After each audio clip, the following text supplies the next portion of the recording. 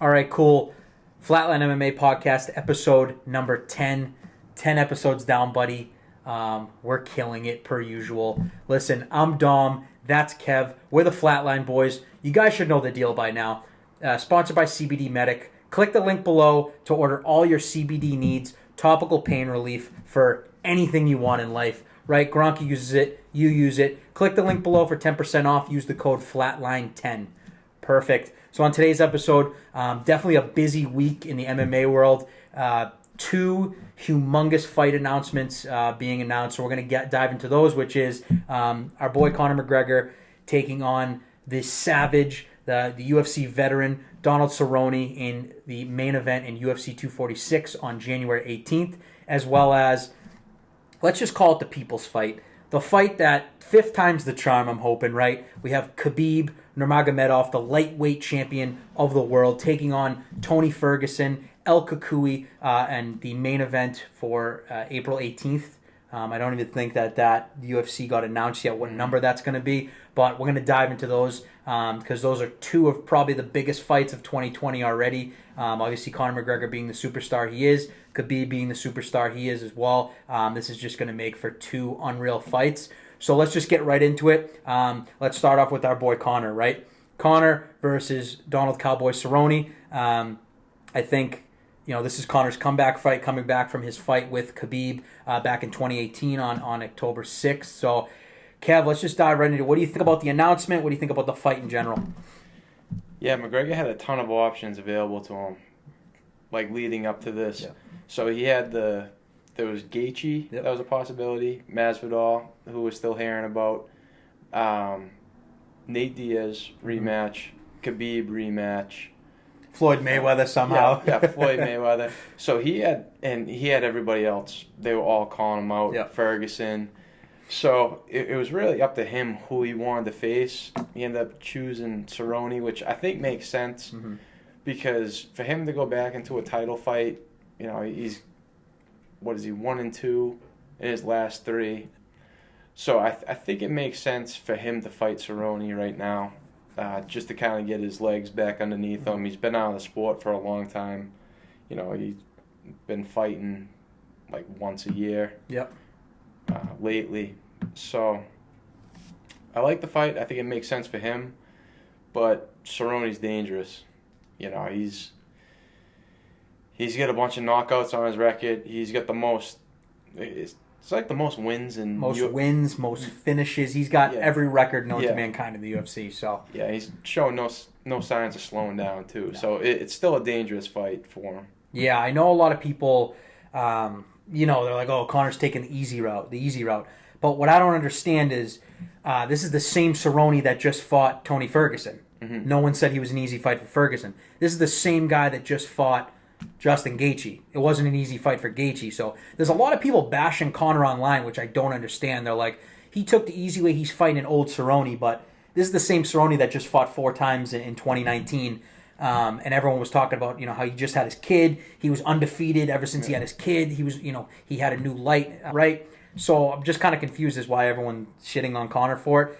I respect the move. I mean, first of all, why the hell would you want to go against Gaethje in your comeback fight? Yeah. The guy's coming off of 3 first-round knockouts.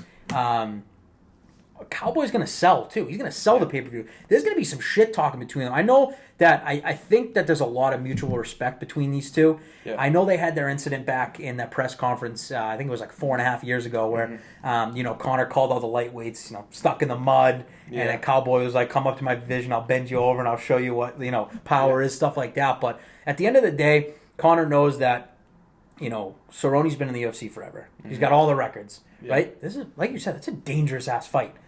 Yeah. Yeah, he kind of has to win this one. Yeah. He doesn't have to. People still pay to watch him fight, but for the diehards, for the people that follow MMA, UFC, to keep, his kind of reputation, he has to win this fight. So, yeah, it's a dangerous one for him. Cerrone's no joke. Absolutely no joke. Yeah, I really don't understand why he's such an underdog in this fight. Yeah. He's dangerous. The thing with him, too, is he's got great jiu-jitsu. Yeah. he just completely snapped Mike Perry's arm. Oh my God, that was awesome. He just pulled it like, oh my God, it was disgusting to watch that. So that's another aspect of the game that like Conor might win the striking, which that's even a 50-50 because Cerrone's got great Muay Thai. He's got the leg kicks. His kicks are unreal. He can chop people down. He's got head kicks, a bunch of head kick knockouts on his record. And then he's got the jiu-jitsu. So, I don't know. I don't think he's as much of an underdog as people think he is. Do you think now, obviously this is going to be a huge fight, right? I'm pumped because obviously when you fight McGregor, you get in the red panty night, right? No one in the UFC deserves a payday more than Cowboy Cerrone, obviously. Do you think it's going to be a fight where it's like, Cowboy's going to just stand in the middle and bang with Conor? Like, you think he's going to stand and bang, or do you think he's going to try to take Conor down on this? Like, I'm kind of torn because I feel like this is a big fight. People want to see them. Someone needs to get knocked out, and I don't think Cerrone's going to, I wouldn't say take the easy way out and just try to submit Conor, but, like, I think he wants to put on a show, too. Especially if he loses this one, what a better way to go out than at least, like, fighting Conor McGregor, getting that paycheck, and if he gets knocked out, he did it against a guy like Conor. But I don't know. What do you think his approach is going to be? Yeah, I mean, he's kind of proven that he's not afraid to go toe-to-toe with people. Even, he's been knocked out on his record. Masvidal, Darren Till, Gaethje. He's not afraid to go toe-to-toe, but he's not... I don't think he's got... Like, he can put his ego aside when it comes to it. He's not going to try to win a losing fight, So I think... And Conor's proved that it only takes one shot. And he did that with Aldo. He hit him with a left hand once right on the chin. 13 seconds. And so he's got the power, and that's definitely that's a danger for Cerrone, and that's something he's going to be aware of. Yeah. So I think if the fight's not necessarily going his way and he sees that he's not winning the striking exchanges, then he should change up his game plan. He should try to win this fight and not try to just stick with the striking if it's not working for him. Yeah, I mean, I think, you got one of two things, right? It's like, we know Cowboy what he can do on the ground. He's goddamn dangerous. You just said, with Mike Perry, he friggin' almost snapped his arm in half, right? Yeah. But he's got the striking behind him, too. Yeah. Hey, people don't understand his head kick knockouts. He's got a couple signature ones in the UFC, man. And that's something that, like, I think the only person that Conor in his whole career really had to worry about the leg kicks was Aldo. And it was 13 seconds, and he didn't have to worry about that, right? Aldo had some of the most vicious leg kicks in UFC history. So it's like, I'm curious to see... Because we look at the Nate fight, right? Yeah. Conor used the leg kicks in the Nate fight and in the Nate 2 fight and used it to his advantage. But we've never seen Conor get kicked. I mean, I'm thinking back to all his fights. I've never seen him. He's usually the guy kicking. But someone like Cerrone, who's got that deadly head kick, I think this is going to be a harder fight than people think, to be completely honest. Yeah, if Cerrone, especially with the striking, if you can keep him at a distance, chop away at the legs, body kicks, head kicks, and not so much stand at a boxing distance, because that's where Conor's going to have his true advantage with that left hand. But I think he could win the striking exchanges if he keeps his distance. If he gets in close and he gets in range of Conor's left hand, then I think it's a different story. But I don't know. We'll have to see, because Conor, like with his movement and the way that he comes in, it's so different than anybody else. Literally. In the UFC, Bellator, any MMA promotion. So, I know he's going to be looking at the way that Cerrone moves. I know he's going to analyze, how Cerrone thinks he's going to win the fight. Yep. And Conor's going to try to counteract it as much as possible. So... And Cerrone's going to be doing the same thing, so it makes it real interesting. Yeah.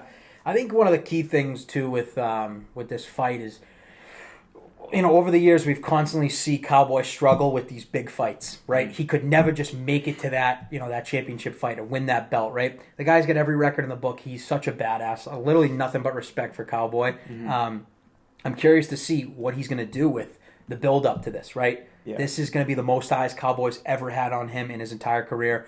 Conor's going to come in with the shit talk, more media obligations, right? And so it's like, this is the kind of stuff that Cowboy really has struggled with in the past. Yeah. So I'm curious to see just, he's getting up there in age. He's fighting a guy like Conor, but at the same time, I look at Conor and it's like Conor hasn't won a fight since 2016. Mm-hmm. So it's like, let's see if Conor still got it, man. Obviously, in the Khabib, he kind of showed a little bit of life towards the third round, but nothing significant he landed on Khabib, right?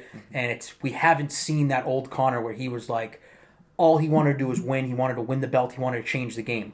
Yeah. Now that he did all that, and he's worth hundreds of millions of dollars, right? He's got everything in the world, like he already predicted. He predicted this his whole journey, which is the most impressive thing I've ever seen ever. Yeah. But now, from his old interviews and obviously his outside of the cage antics, he definitely sounds like the old McGregor again. He wants to go in. He wants to fight 3 times next year. Mm-hmm. He wants to prove people that he's still the best in the world. So I think this is a toss-up. Yeah. I think this is a friggin' toss-up because it's like, I don't know where Conor's head's at. I don't know where Cowboy's head's at. This is definitely a money fight.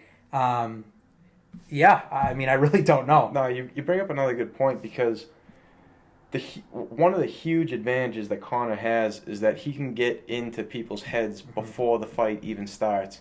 And you see that with the Aldo fight because, they had their first fight that got, He had the pull-out. Yeah, he had the pull-out. Rib injury, yep. Rib injury, yep. That's when he fought Aldo. Mendez, yep. And then, he goes through a second run of it and, doesn't perform the way he would have liked. And you see the same thing with Eddie Alvarez. And I could kind of see it in his face after the press conference in New York City. Mm-hmm. There was an interview right after, and you could just see, like, Eddie just wanted nothing to do with it. He's like, I just want this to be over. Like, So he has that going for him where, like, he gets into people's heads where it makes the fight easier for him. The 2 people that he hasn't been able to is Nate Diaz, who he's lost to. And he was able to get into Khabib's head, but Khabib, he's a true pro. He's able to push that stuff to the side and save his emotions for after. He fought the fight the way he wanted to fight. He got the win, and then all the emotions, all the build-up, all that, he let that spill out. But, I don't know. With Cerrone, I don't think I'll be able to get into Cerrone's head because Cerrone's such a big star in the he is in the sport too that he's gonna. It's not gonna be like him getting booed and like people. Everyone loves him. Yeah. Everyone loves him. Everyone loves him. So I think it's gonna be a pretty fair split down the middle with the fans. So the mental aspect of it, I think Cerrone will be okay. I think he just has to worry about the fight. Strategy, and staying away from Conor's left hand. Yeah, and you bring up a point with the just like the whole trash talking, right? I look back when I see Cerrone. Obviously, this was a little bit ago, but the Nate Diaz fight when he fought Nate, and you could tell. I think before at the very end, Nate's flipping him the bird during the during one of the rounds. I think that got in his head, and he got his ass kicked that fight. Right, that was another big fight. Yeah. And so I look at that and I just think, I was like, Conor's obviously the king of trash talk. No one in the game can even touch him with that. He's original. Yeah, he's gotten a little dark, especially during the Khabib fight where he's bringing up stuff that he probably shouldn't have brought up, but that's him, right?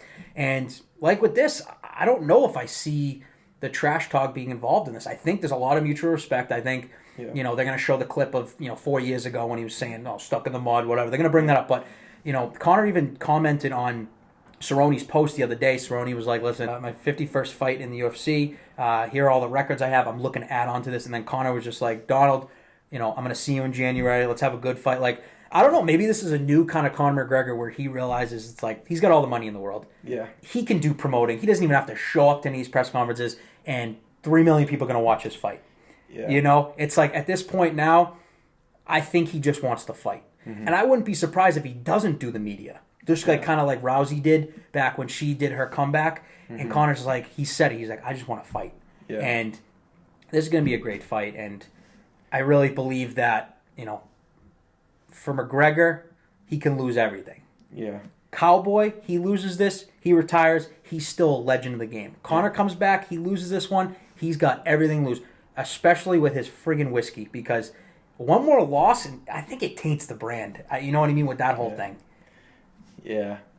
Yeah, no, it's definitely a tough position for him to be in because, like, coming up in the UFC, the way that he promoted his fights was, you know, he's predicting the fights, predicting the rounds that he was going to knock people out in. And when you make a prediction, doesn't go as planned, you end up losing the fight, then you start losing a lot of credibility. So, yeah, he's in a tough spot where he kind of has to win this fight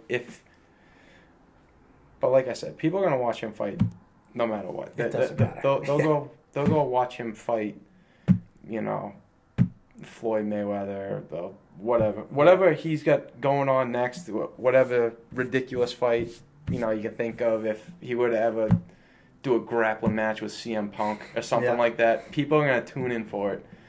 So, yeah, I think when it comes to, like, the UFC, like, Hall of Fame type stuff, it's not going to taint his legacy, but it's definitely a downhill turn in his whole career. Yeah, no, I agree. I think, like you said, he's such a friggin' huge superstar. His rise is historic, right? I think the only other fighter that really is kind of mimicking his rise is Israel right now. You know what I mean? So it's like, Conor's just such a big name. Anyone's going to tune in if he's fighting a friggin' brick wall or whatever. Yeah. You know he's going to bring it. And I just want to see the Conor of old, man. I want to see him in there. I want to see the cocky guy. I want to see him use his striking. You know, obviously the Khabib match, we saw him just get taken down over and over again. But with this, I want to see him come back. I want to see his old self. But I also want to see Cerrone at 100% because I would love for this to be a 5-round just brawl. They kill each other. Like we said, McGregor kind of needs this win, but can you imagine if Cerrone wins? Imagine that. Where does he go from there? That puts him right in the title picture. You could. This is kind of a title. I wouldn't say title eliminator because I do believe Gaethje's up next. But Conor McGregor skips anyone in line because he's the moneymaker. He brings the views. He brings the pay-per-view buys. So it's going to be interesting, and especially if Cerrone wins, this is going to be an interesting spot for the lightweight division. You know.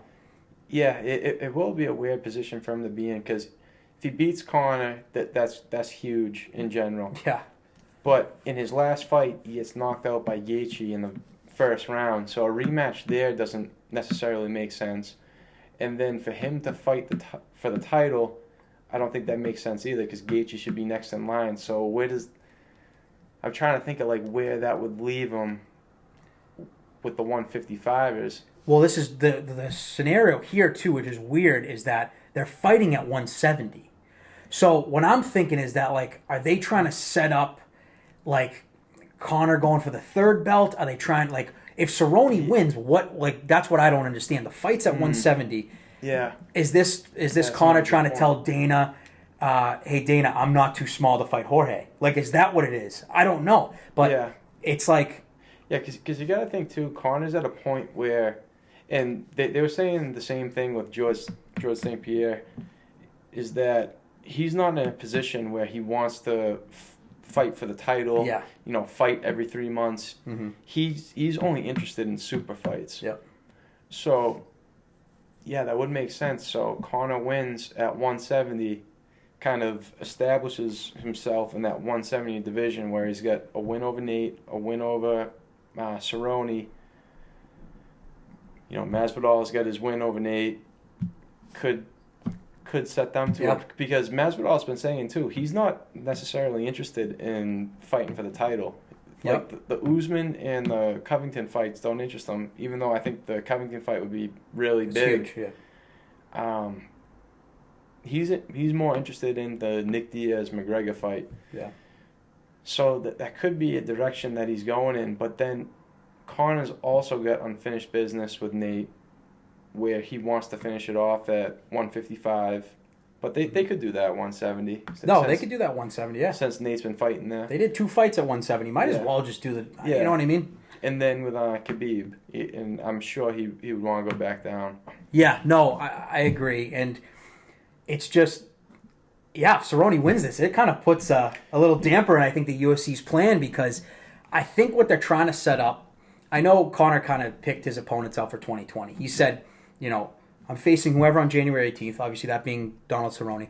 Then I want to fight the winner of Jorge and Nate for the BMF belt. So he wants to collect that BMF belt. He wants that. I know that means a lot to him. Yeah. And then he wants Khabib. If Khabib is still standing after Tony, which we'll get into that. Yeah. But it's like, if Donald wins that, it changes everything. Yeah, because I don't even know who he'd be fighting at 170 now. Or, he would probably want to go back down to 150. He'd probably have to go down. I think this is just the whole 170 thing for people that probably asking. There's probably a ton of different things. Donald doesn't have to cut weight. Conor doesn't have to cut weight, right? 170, it's just I don't know. I feel like it's neutral ground, right? I feel like, just timing thing, again, it all comes down to weight. Obviously, Donald's kind of getting older. That weight cut to 155 said friggin' killed him. Conor, maybe it could be harder for him too. So it's I was a little surprised at the whole 172, but I also feel like the UFC is just trying to set up Conor for another third belt and him to be the first ever, 3-division champ ever.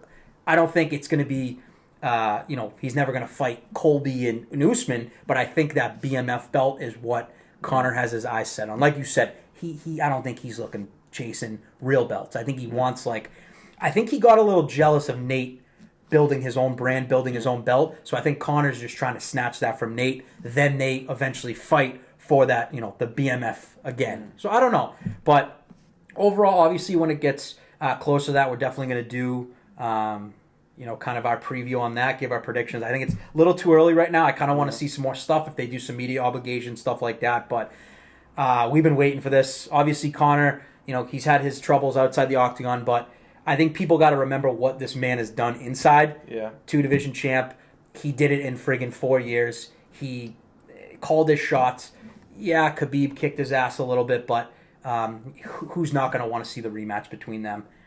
Not overlooking Donald, because I think this is going to be a hell of a fight, and Donald 110% can win this fight, but overall, 2020 starting off with Conor McGregor. You cannot get any better than that. So, and then just kind of speaking on Khabib, our next topic here, we have probably, I would say here, one of the most anticipated fights in UFC history. I think one of the most important fights in UFC history. Yeah. We have the current lightweight champion, who we discussed multiple times in that other topic, Khabib Nurmagomedov, facing off versus Tony Ferguson for the lightweight belt, April 18th in Brooklyn, New York. This 5 times this has tried to be set up. 4 times has tried to be set up. This is the 5th time. People truly believe that Tony can be the one to put that one next to Khabib's record. He's so different stylistically. He's not afraid to be put on his back, which I think a lot of people who face Khabib have been. Yep. So, Kev, what do you think about this whole thing? First, do you think this fight's going to happen? Do you think something could happen where someone pulls out? It's 4 months away, so they better wrap them in bubble wrap, because I need to see this one. Yeah, no, I think this fight will happen. This is the last question that Khabib has to answer in this division. He's had so many fights, leading up to him getting the title, where he's basically just taken everybody out. Mm-hmm. The only questions now are Ferguson. Some people think Gaethje. Some people, yep. And then, I don't know, the possible George St. Pierre fight. But I think truly, for this division, for him to completely lock it down, Ferguson is the last question mark for him. And it's a unique fight. Ferguson's a lot different than anyone on the whole roster, with his approach to striking, with his cardio, with his heart, with his elbows, the jiu-jitsu. He's got some crazy jiu-jitsu, which I'd be interested to see how that counteracts Khabib's wrestling. Yeah. If Khabib's wrestling is just that great where it's just a non-factor, or if there are going to be some grappling exchanges where Tony's going to be going for submissions. And Tony's even come out saying that he wants to take Khabib down. I know, I saw that. Which is ridiculous, because nobody's game plan is ever to go and take Khabib down. But you know, he's El Kukui for a reason. He'll if he says it, he'll go and do it. He's so different, and that's why like he's so loved. I feel like, Yeah. you know, he's on a 12-fight win streak. I mean, you can't deny the guy. Like, there's literally people out there that you know think he's weird because he does some things, he says some things, but at the end of the day, the dude has murdered everyone in his way. Yeah. The picture of him with his last like 8 opponents and their faces are just, they look like hamburger meat. It's the dude. I know we're going to talk about this too. He cuts everyone in his fights. I don't think there's been a single dude he hasn't cut. Yeah. How's Khabib going to react to getting cut for the first time? Which I'll put my life savings that Khabib gets cut in that fight. Yeah. He sharpens his fucking elbows, for Christ's sake. Like he's gonna get cut, and like you said, Tony's come out and he's like, I'm gonna take this guy down. I'm gonna take him down and I'm gonna submit him. Who in their right mind says that to Khabib? Yeah. Even in the Poirier fight, Poirier's like, yeah, my game plan's not to get taken down. This guy's like, nope, meet me in the middle, take me down, and I will butcher you from the bottom.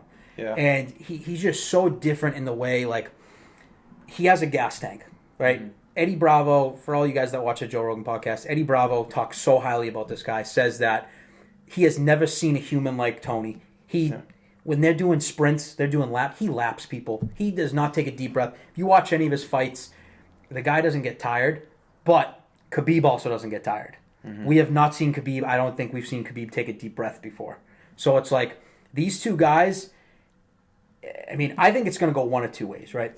We're really going to see how good Tony's jiu-jitsu is. Mm-hmm. Because Khabib could take him down and do what he's done to 28 other people. Yep.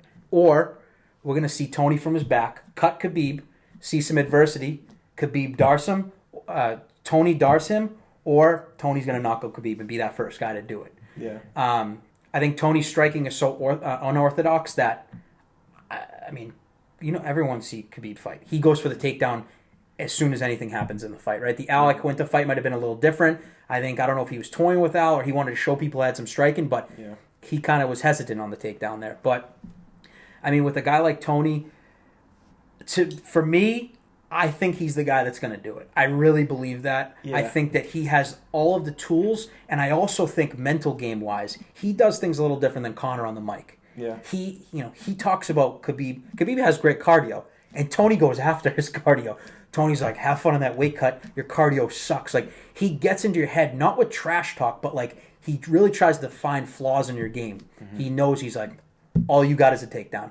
When he goes, come in the middle, take me down, I'll butcher you with elbows. So it's like, we're going to see Khabib in a different light. We've obviously seen them in press conferences together. They don't like each other.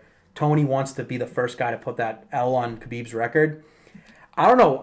I really haven't heard too much about your prediction, so I'm curious to see where you think this fight's going to go and what directions it's going to go in, you know?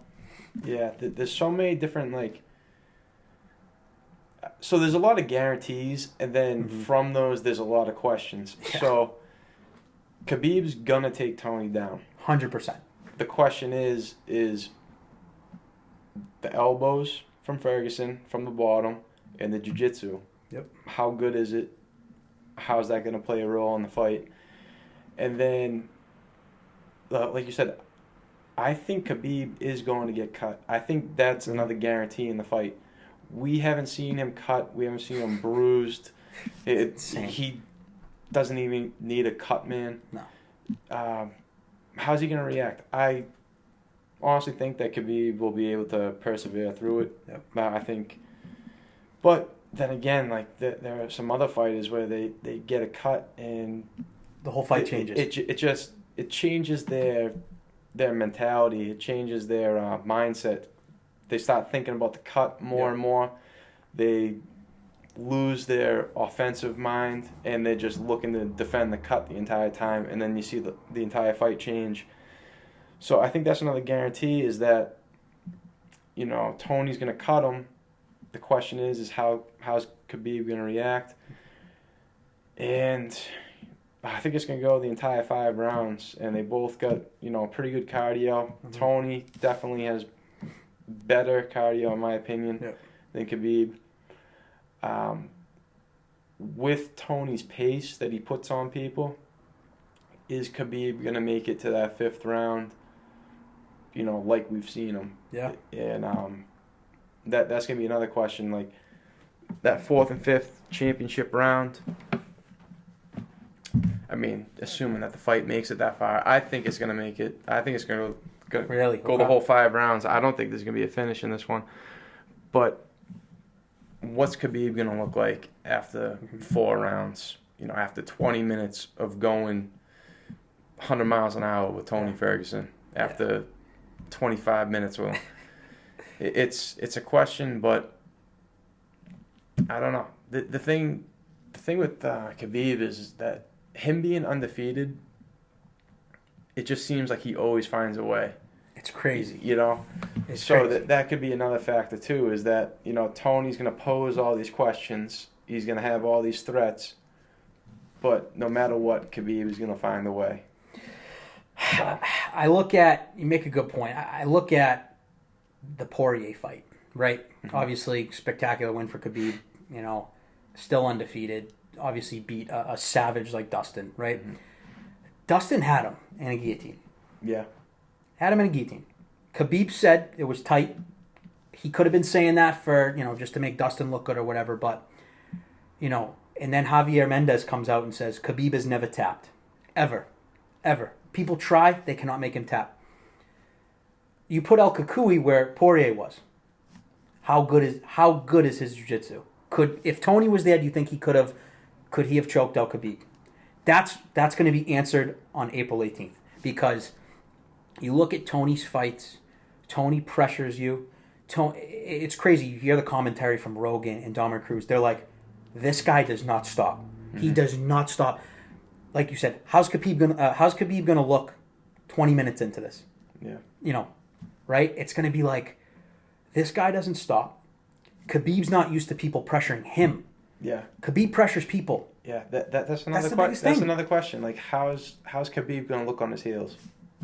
He's not used to that. Poirier said he was gonna do that to Khabib, and he didn't end up doing it, right? He had him in the most danger Khabib's ever been in his career, and Khabib said it was tight, but, you know, he's a sick bastard, that guy. Mm-hmm. And from Javier Mendez, all his training partners, DC even came out, was like, Khabib will never tap.